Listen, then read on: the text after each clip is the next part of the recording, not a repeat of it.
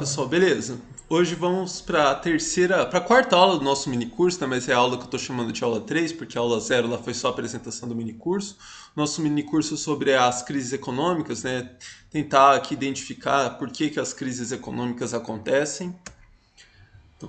Nessa aula 3, eu vou encerrar aquilo que seria um módulo inicial aqui do nosso minicurso, em que eu apresento essas determinações fundamentais da economia capitalista. Então, a partir da próxima aula, a gente já vai entrar na discussão específica, né? Vou avançar para uma discussão, né? O que é uma crise econômica, e aí, na sequência, para entender finalmente, né, por que elas acontecem.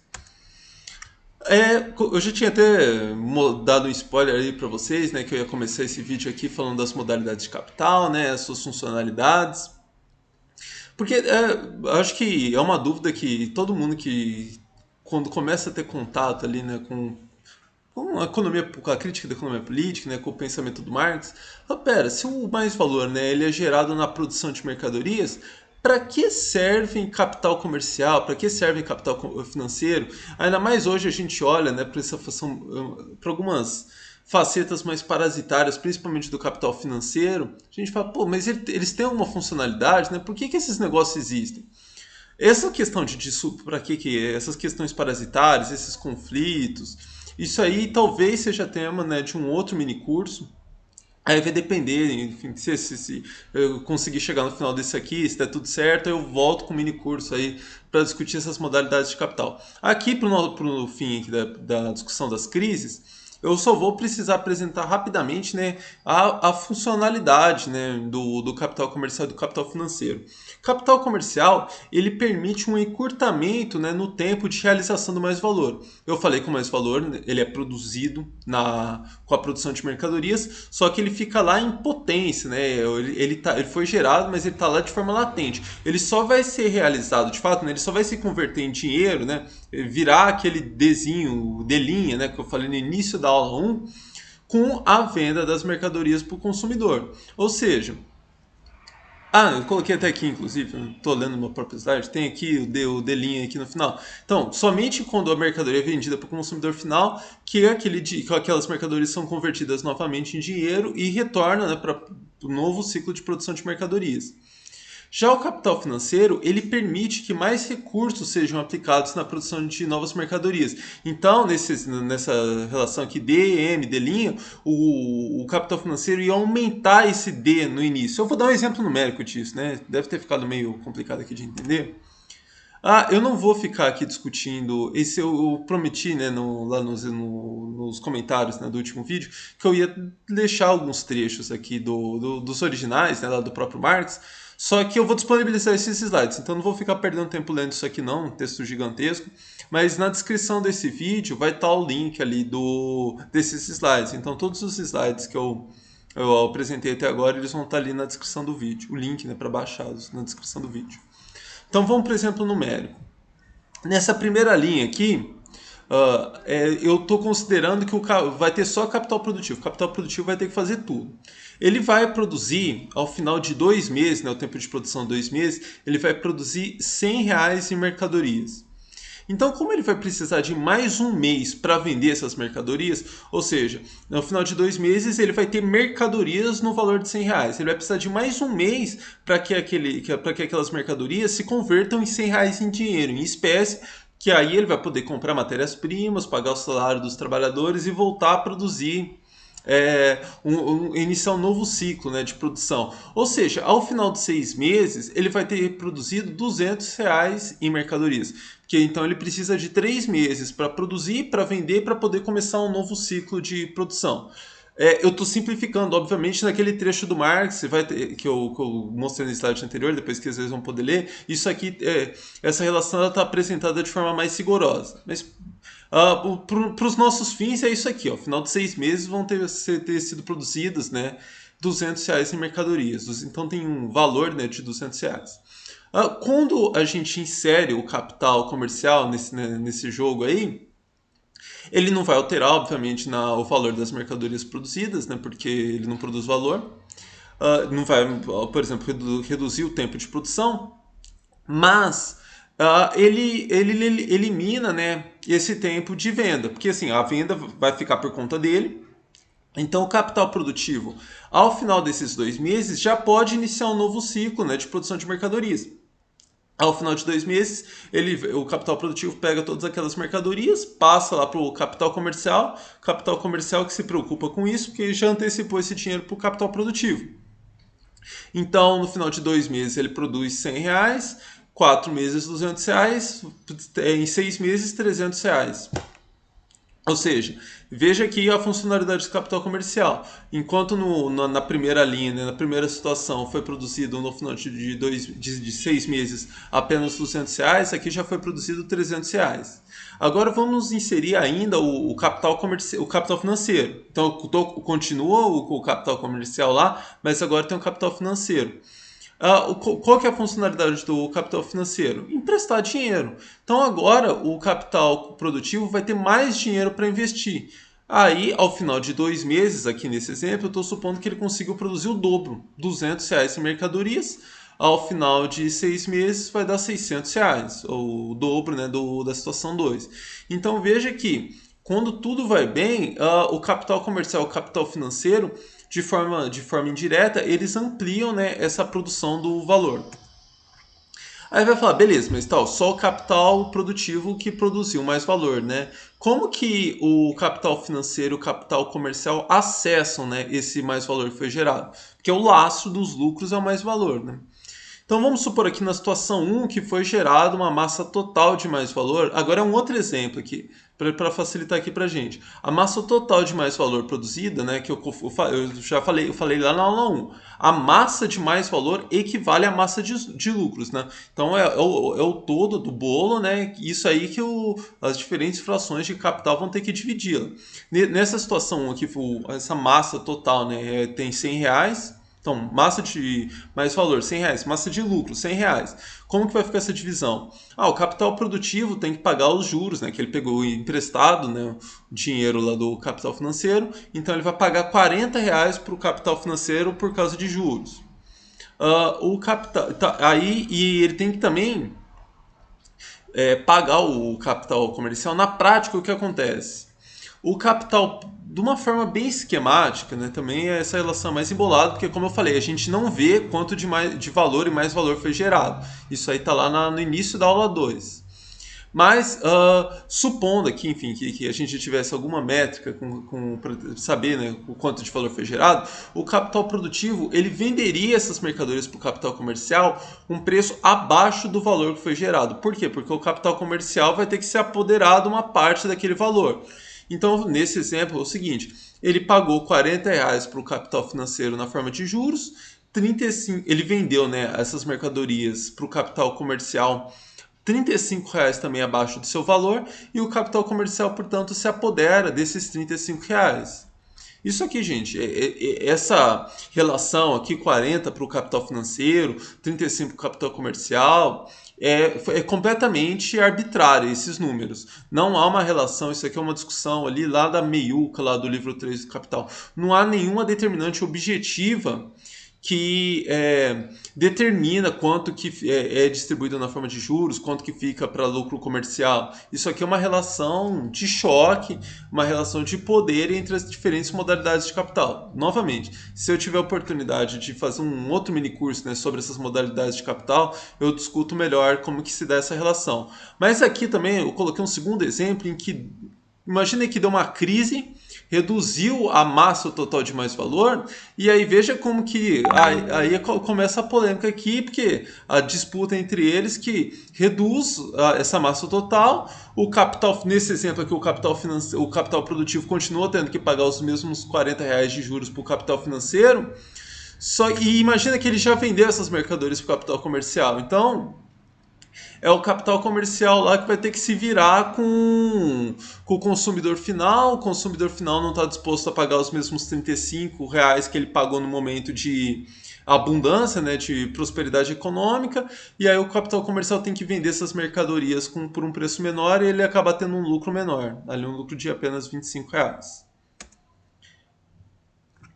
Então, eu já até, no exemplo aqui, eu já falei da crise, né? Então, vamos melhorar um pouquinho essa relação, né? O que acontece quando chega a crise, né? Os comerciantes não vão conseguir vender essas mercadorias, né, que ele já pagou para o capital. Imagina, o comerciante paga as mercadorias para o capital produtivo e ele ainda não antecipou que estava acontecendo uma crise, né? Então ele pagou normalmente as mercadorias para o capital produtivo. O capital produtivo já pegou esse dinheiro, já começou um novo ciclo de produção, uma nova fase de produção, e aí na hora que os comerciantes vão vender essas mercadorias para o consumidor final, eles falam, deu ruim aqui. O pessoal aqui já não está conseguindo comprar, já não está disposto a pagar o mesmo valor que estava pagando antes. E aí ele perde, né? Como no exemplo aqui, ele já não consegue vender as mercadorias por R$ 35, né? Ele já não consegue aqueles R$ 35 de margem, né? Ele tem que reduzir isso para R$ 25. Enquanto isso, imagina agora uma outra situação, né, que o comerciante ele já sentiu que está acontecendo a crise e ele chega para o capital produtivo e fala: não vou poder pagar aquilo que eu estava pagando pelas mercadorias, vou ter que pagar um valor inferior. E aí, com essa margem menor, o capital produtivo não consegue honrar os compromissos dele lá com o capital financeiro. Então veja como quando acontece a crise, como ela vai contagiando toda a cadeia, né? Ela começa lá, normalmente começa com o capital comercial sentindo os efeitos dela, passa para o capital produtivo e aí chega finalmente no capital financeiro. Mas isso aqui é só um exemplo. Para mostrar, né, como que com a crise esses conflitos vão se intensificando. Mas obviamente que, por exemplo, a crise de 2007, 2008 lá, ela estourou, né, no mercado financeiro. Então ela começou pelo mercado financeiro. Não há uma regra onde que ela vai estourar. Normalmente é mais usual começar estourando pelo consumo. E aqui, então beleza, aqui eu falei, né, até agora eu falei de conflitos, né, da funcionalidade, né, e agora um pouquinho dos conflitos que existem entre essas diferentes modalidades de capital. Agora, até o final, né, dessa aula, eu vou falar especificamente de competição entre capitais produtivos. Então agora aqui eu só vou olhar para capitais produtivos, né, para essa concorrência entre empresas, entre indústrias no mesmo setor. Esse movimento aqui para a gente é o mais importante para entender o que vem nas próximas aulas. Aqui uma questão só de nomenclatura para vocês entenderem o que eu estou querendo dizer, né? Eu vou falar em três. Eu vou dividir essa concorrência, né, por três frações, né? Os capitais mais produtivos, capitais mais eficazes, os capitais menos eficazes e aquele capital, né, um médio, né, que está ali na média de produtividade. Os capitais mais eficazes, o que significa os capitais produtivos serem mais eficazes?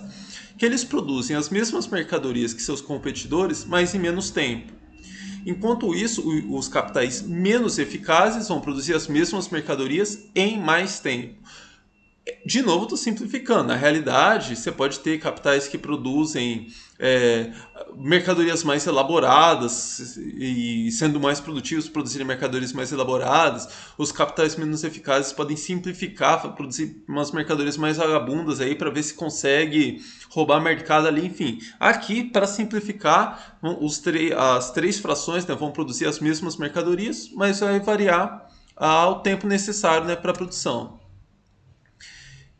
E aí, qual que é o benefício, né, do capital? Novamente, eu já vou mostrar em números, né? Mas aqui ainda, qual que é o benefício de você ser mais eficaz? Você adquire uma fatia adicional de mais valor. Então, você adquire até uma fatia de mais valor que não foi produzida nas suas fábricas. Você sendo o capital produtivo mais eficaz, você consegue roubar o mais valor que foi gerado lá nas fábricas dos capitais menos eficazes. E de novo, a gente não vê isso no dia a dia porque o valor é algo que está ali só implícito, né? É algo que está ali nos bastidores. A gente não tem essa métrica objetiva. Fala, não, na fábrica dos capitais mais produtivos foi gerado R$ 100 em valor. Lá nos capitais menos eficazes foi gerado R$ 200. E aí o capital produtivo mais eficaz roubou 50 de mais valor. Lá. A gente não sabe isso. Tem uma série de mecanismos indiretos que a gente consegue atestar, né, porque que esses fenômenos acontecem. Eu vou dar um exemplo aqui agora, mas há outras formas, né, que isso acontece. Então vamos lá, em números, né? Agora até o final, né? Até o final dessa aula vai ser esse mesmo exemplo aqui. Então eu vou levando ele, são acho que 3 ou 4 tabelas, mas eu vou levando esse exemplo para as tabelas seguintes. Então vamos lá. Na primeira coluna ali, né, eu dividi capital eficaz, capital médio e capital ineficaz. Tempo necessário para produzir 100 unidades. O capital eficaz demora 4 horas, o capital médio 6 horas e o capital ineficaz 8 horas. Então, imagina que aqui ao final, né, de um dia de produção, um dia de 8 horas, né? Então imagina que a fábrica trabalha, todas as fábricas elas operam por 8 horas, né? O capital eficaz conseguiu, né, produzir 200 unidades, o capital médio 133 unidades e o capital ineficaz produziu 100 unidades. Se o preço médio de venda dessas unidades, de novo, o preço médio aqui vai ser determinado lá no mercado. Aqui eu não estou falando em valor, estou falando em preço, o preço que essas mercadorias vão ser vendidas lá nos supermercados. O preço médio de venda delas é R$ 5, então significa que o capital eficaz vai vender, né, R$ 1.000, vai colocar, né, R$ 1.000 em mercadorias no mercado, o capital médio 665 mercadorias e o capital ineficaz 500 mercadorias. Porque, veja aqui, por que eu estou trabalhando com preço? Porque o capital eficaz, ele pode, né, imagina assim, que o capital eficaz ele pode nem empregar força de trabalho. Para ele ser mais produtivo, para ele conseguir produzir em 4 horas, ele pode só empregar robôs. Basicamente tem uma pessoa lá que coloca a matéria-prima, os robôs fazem todo o trabalho e depois a pessoa tem um outro trabalhador lá só para encaixar colocar aquelas mercadorias na embalagem e tal. Então o processo pode ser totalmente automatizado, o que na prática significa que o capital eficaz não gerou nada gerou pouquíssimo mais valor. Enquanto o capital ineficaz pode ter o processo produtivo assim completamente executado na totalidade, né, por força de trabalho. Então quase que o capital ineficaz é quem está gerando toda a massa de mais valor, só que e aí o capital eficaz ele vai roubar esse mais valor gerado lá pelo capital ineficaz justamente porque ele foi mais produtivo. Essa relação eu vou voltar a ela algumas vezes ainda no mini curso. Aqui é um primeiro contato, né, nosso com essa relação, mas então assim não se preocupe em entender a questão nos mínimos detalhes, mas é interessante entender para onde que esse movimento vai, né? Primeira coisa aqui, né, que eu coloquei ali em laranja, que é importantíssimo para a gente, é que o capital eficaz não necessariamente é quem produz mais valor, ou quem produz mais valor, tratando aqui tudo de uma forma genérica. Então, complementando aqueles números que eu apresentei no slide anterior, né? Com preço de venda de R$ 100, a gente vai supor aqui que o capital eficaz, imagine que o capital mais eficaz ele realmente precisou comprar maquinário, né? Ele é um processo mais automatizado, ele precisou investir, portanto, mais que os demais frações de capital. Então, suponha que ele investiu 450, enquanto o capital médio e o capital ineficaz investiram R$ 400. Então, eles investiram R$ 400, o capital eficaz R$ 450, geraram, né, mercadorias no valor de 1.665,500 e ali no final tem a massa de lucro, né? R$ 1.000 menos 450, 550. Então o capital eficaz vai se apropriar de uma massa de lucro de 550, o capital médio vai se apropriar de uma massa de 265 e o capital ineficaz de uma massa de lucro, né, de R$ 100. Isso aqui, então a gente está imaginando aqui a melhor situação possível nesse exemplo. Por quê? Agora imagina que acontece uma crise moderada. Uma crise moderada, os capitais vão ter que começar a baixar um pouco o preço de venda dessas mercadorias. Vamos supor que elas caíram, o preço de venda caiu para R$ 4. Mas a quantidade produzida vai continuar a mesma. Então, aqui, né, se vocês quiserem fazer essa matemática, vocês vão multiplicar aqueles R$ 4 por essa quantidade produzida aqui, 200 unidades, 133 unidades e 100 unidades. Então, vamos lá, o capital produtivo vai colocar, né, R$ 800 em mercadorias no supermercado, o capital médio 532 e o capital ineficaz R$ 400. Vamos supor que o capital investido continue o mesmo, né? Então a gente faz essa subtração aqui. 800 o preço de R$ 800, menos os 450 que foram investidos, dá uma massa de lucro de R$ 350 para o capital eficaz, de 132 para o capital médio e 0 para o capital ineficaz. Ou seja, aqui nessa crise moderada, o capital ineficaz já não está tendo lucro. Agora imagina o que vai acontecer se a crise for mais severa e o preço médio de venda cair para R$ 3. Nesse caso, o capital eficaz ele ainda vai continuar tendo lucro. Aqui ele vai ter uma massa de lucro, né, de R$ 150.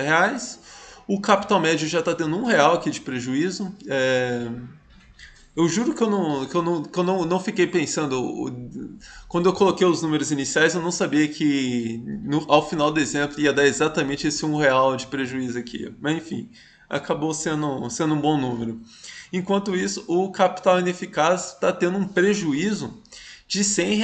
Então, imagina, se essa crise dura aqui um período um pouco mais longo, o capital ineficaz vai ser eliminado, essas empresas vão à falência. E aí o capital eficaz abre, né, mais espaço, mais mercado para o capital eficaz e para o capital médio. Esse movimento, eu vou voltar nele já na próxima aula. Aqui, qual que é a moral da história, né? Então, o primeiro contato que a gente teve isso, o que é importante reter?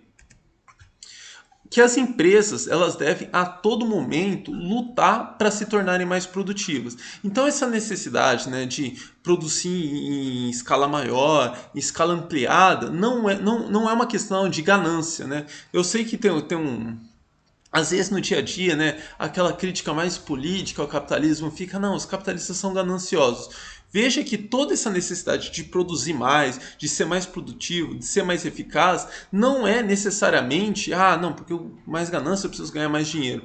Tem também, obviamente, né, que quando você é menos produtivo, você perde, né, fatias no mercado, mas tem também uma questão de sobrevivência.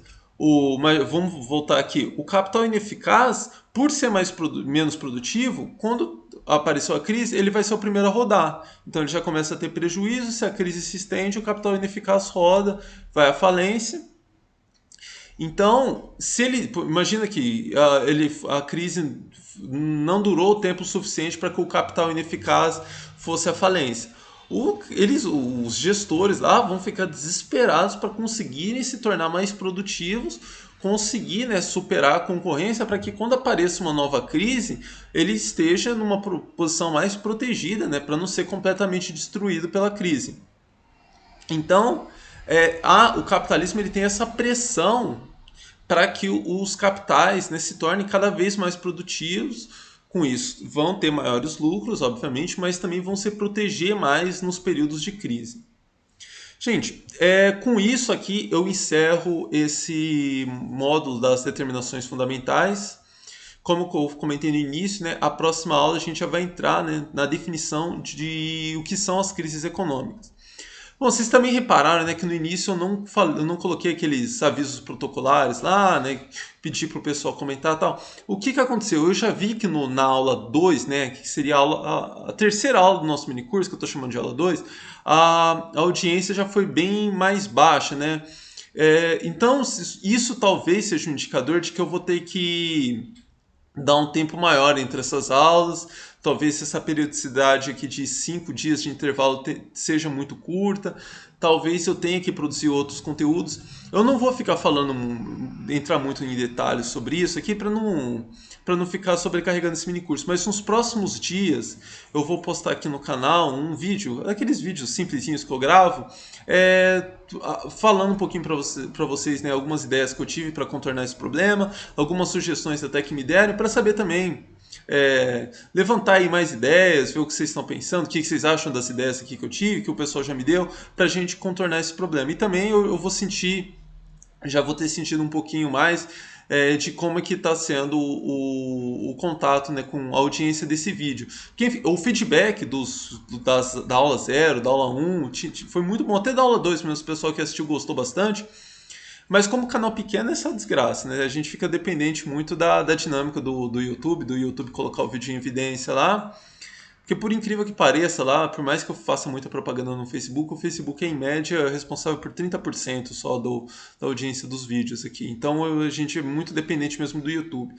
Mas como eu falei, daqui provavelmente na sexta-feira de manhã ou sexta-feira à tarde eu posto aqui no canal um vídeo comentando melhor um pouco isso. Então, talvez, eu falei tudo isso aqui para dizer que talvez essa aula 4 demore um pouquinho mais. Eu não sei ainda, vai depender dos próximos capítulos aí. Mas a gente se vê lá, um abraço e até lá.